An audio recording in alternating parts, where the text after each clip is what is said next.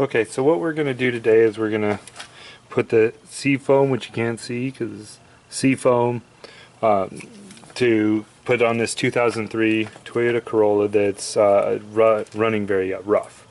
So we're going to put it in 3 places. We're going to go ahead and put part of this can, about half of this can, in the gas tank. The rest we're going to put in the brake booster, which is right here, the brake booster vacuum line.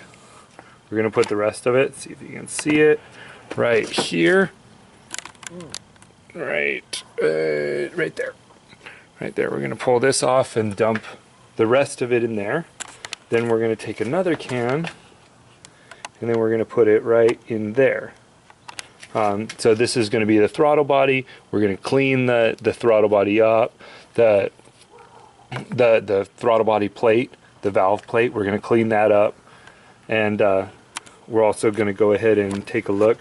This is the airflow sensor. So we're going to clean that, make sure there's no crud or anything up on that. And then we're going to disconnect the battery and then start it up and see if our problem has been solved. So